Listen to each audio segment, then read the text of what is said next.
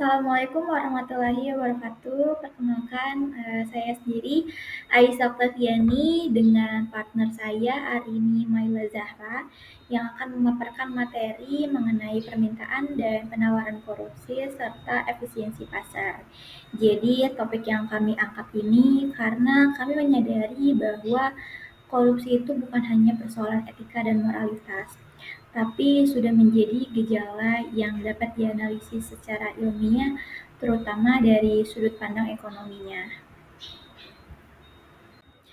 Oke, baik. Jadi ini ada beberapa topik pembahasan yang akan kami bahas. Yang pertama itu adalah latar belakang, rumusan masalahnya, terus permintaan korupsi, penawaran korupsi, dan efisiensi pasar, serta yang terakhir yaitu kesimpulannya. Mari kita mulai dengan memahami latar belakang dari pembahasan ini. Korupsi merupakan permasalahan sosial ekonomi yang sangat kompleks dan telah menjadi masalah struktural di banyak negara, khususnya di negara berkembang dengan institusi yang lemah. Korupsi bukan hal baru dan hampir semua orang tahu bahwa ini adalah masalah besar terutama di negara berkembang seperti Indonesia. Tapi seringkali korupsi hanya dilihat sebagai soal moral atau penyimpangan etika. Korupsi umumnya dipahami sebagai penyalahgunaan kekuasaan publik demi keuntungan pribadi yang mencakup tindakan seperti suap, pemerasan, nepotisme, hingga penggelapan dana publik. Para ahli ekonomi politik seperti Klitgaard dan Ross Ackerman menegaskan bahwa korupsi terjadi ketika ada monopoli kekuasaan, diskresi tinggi, dan akuntabilitas rendah. Namun, dalam perspektif ekonomi, korupsi dapat dipandang sebagai suatu bentuk transaksi di pasar tersembunyi. Di dalam pasar ini terdapat pihak yang membeli dan pihak yang menjual jasa korupsi, di mana terdapat mekanisme permintaan dan penawaran antara pemberi dan penerima suap. Ketika kita melihat korupsi dari kacamata ekonomi, kita bisa memahami mengapa korupsi terus terjadi meskipun sudah banyak aturan dan juga sanksi.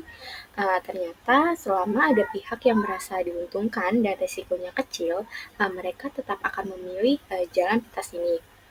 Terlebih lagi, dengan perkembangan teknologi dan globalisasi, turut menciptakan bentuk baru korupsi yang semakin sulit dideteksi seperti korupsi digital dan pencucian uang lintas negara.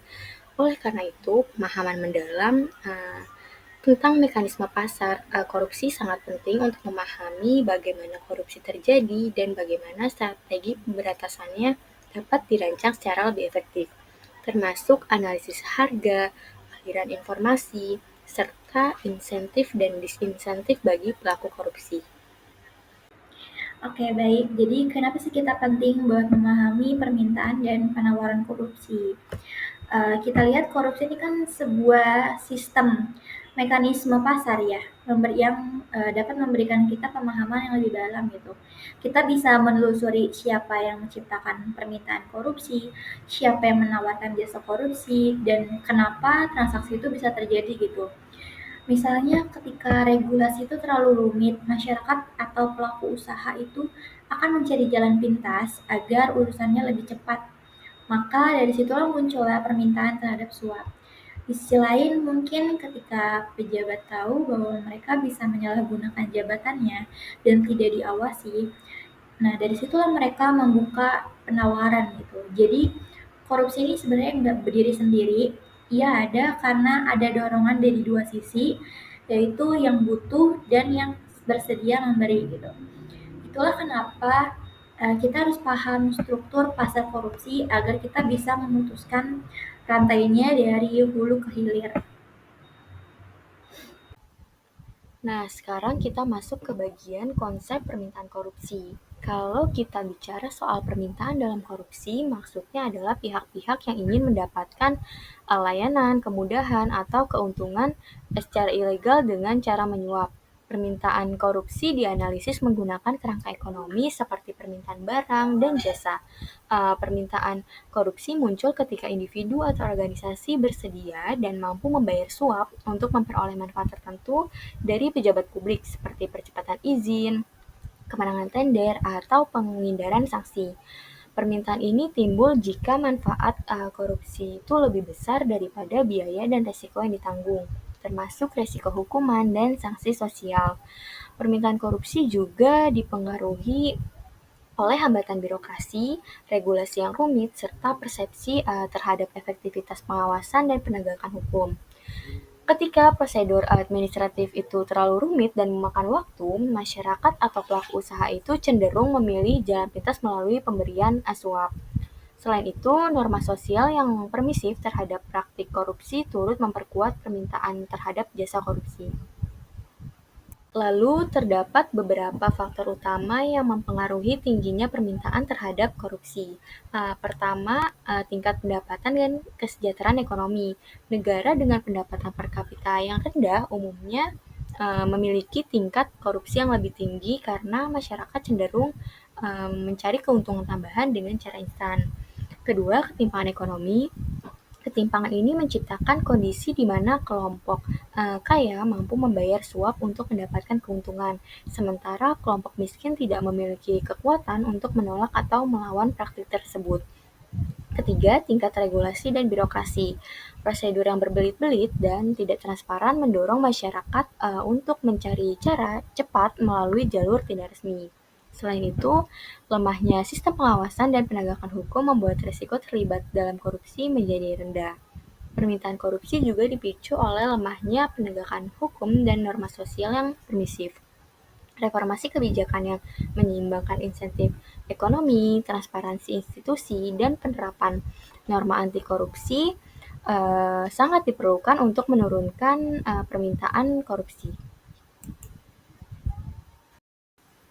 Selanjutnya, dalam analisis permintaan korupsi, ada studi empiris menunjukkan bahwa regulasi tinggi dan lemahnya akuntabilitas publik meningkatkan frekuensi dan nilai suap. Dari sudut pandang ekonomi, permintaan korupsi itu seringkali merupakan respon rasional terhadap hambatan dalam sistem yang tidak efisien. Misalnya, pelaku usaha lebih memilih memberikan suap untuk mempercepat proses daripada mengikuti prosedur panjang yang tidak pasti. Seperti yang ditunjukkan oleh Svensson, regulasi yang rumit dan sistem akuntabilitas yang lemah memperbesar kecenderungan pelaku usaha untuk membayar suap sebagai cara mengatasi hambatan. Permintaan jasa korupsi meningkat sebagai respon terhadap hambatan birokrasi yang dalam kerangka pasar korupsi dipandang sebagai upaya mengatasi friksi dalam sistem regulasi.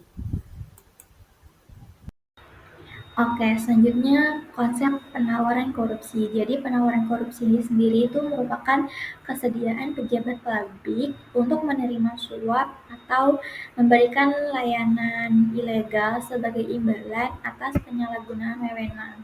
Jadi penawaran korupsi ini sebenarnya berasal dari pejabat yang punya kuasa gitu, baik administratif maupun keputusan.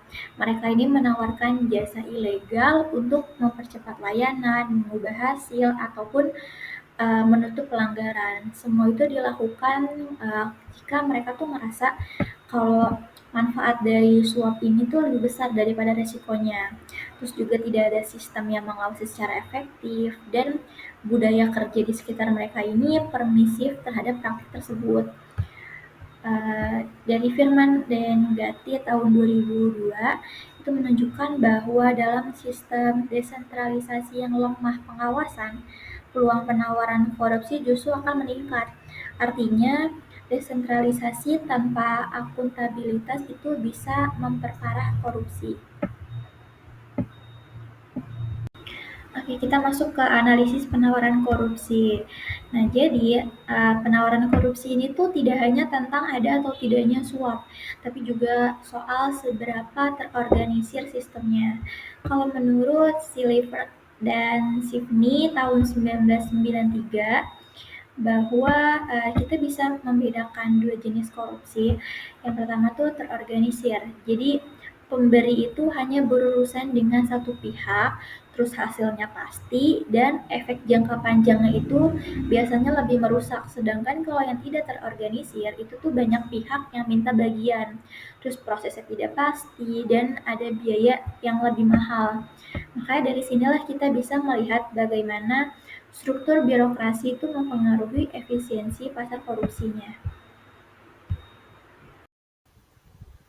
Dalam efisiensi, pasar korupsi dapat dipahami sebagai suatu mekanisme ekonomi di mana terjadi pertukaran jasa atau keuntungan ilegal antara dua pihak, yaitu penyedia, biasanya pejabat publik, dan pembeli, biasanya individu atau organisasi yang membutuhkan layanan serta kemudahan tertentu secara tidak sah.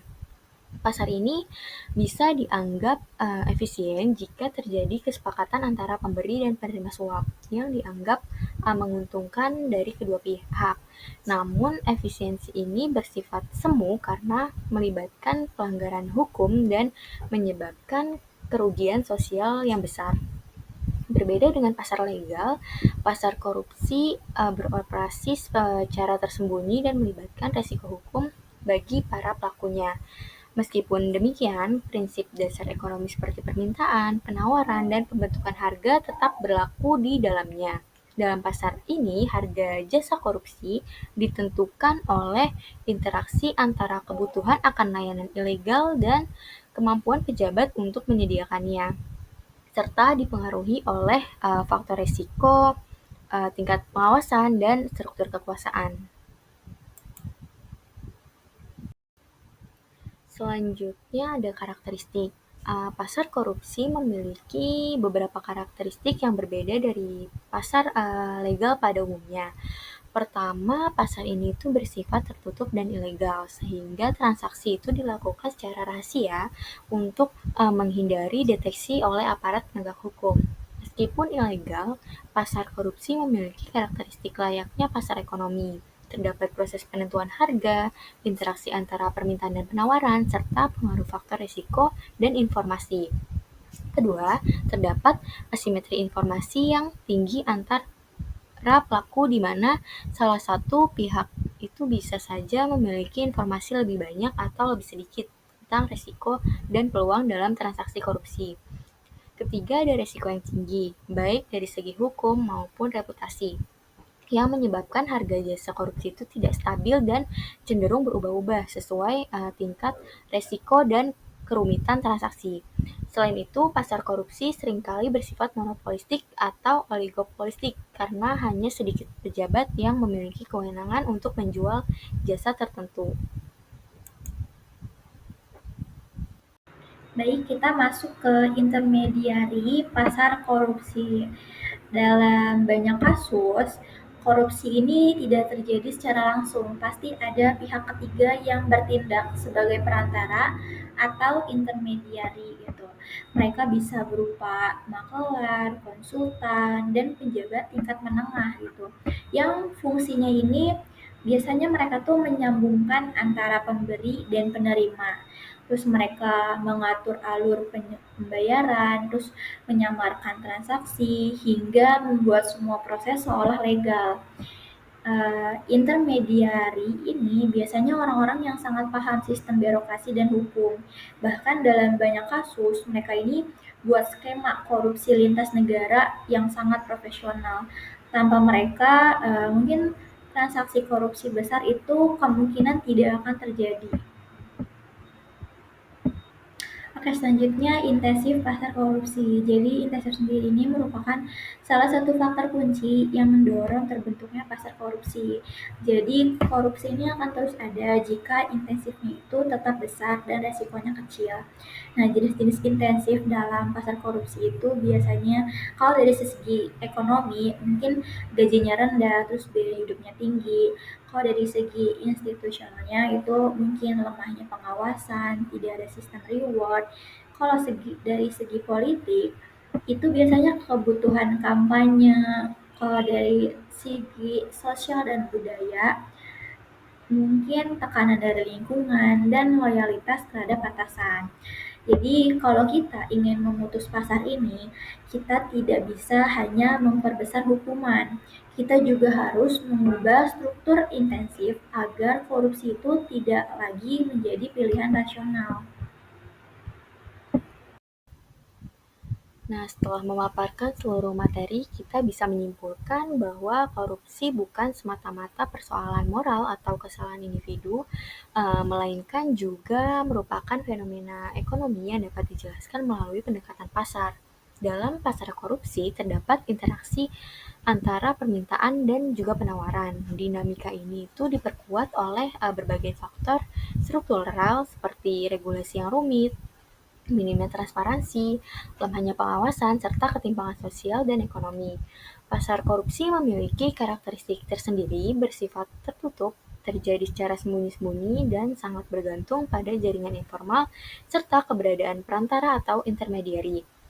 Selain itu, informasi dalam pasar ini tidak seimbang dan resiko hukumnya sangat bervariasi. Oleh karena itu, pemberantasan korupsi tidak cukup hanya mengandalkan hukuman. Dibutuhkan pendekatan yang lebih komprehensif dengan memperbaiki sistem birokrasi, menciptakan insentif yang sehat bagi pejabat publik, serta meningkatkan kesadaran masyarakat terhadap pentingnya integritas. Memahami korupsi sebagai bagian dari mekanisme pasar memberi kita sudut pandang yang lebih strategis untuk merancang kebijakan anti korupsi yang lebih efektif dan berkelanjutan. Oke, demikian pemaparan materi yang kita sampaikan mengenai permintaan, penawaran, dan efektivitas korupsi. Semoga dari pemaparan tersebut kita bisa ngebuka perspektif baru bagi kita semua bahwa korupsi ini tuh bisa kita lawan bukan hanya dengan niat baik tapi dengan desain sistem yang lebih cerdas dan reformasi yang menyeluruh. Sekian, terima kasih atas perhatiannya. Wassalamualaikum warahmatullahi wabarakatuh.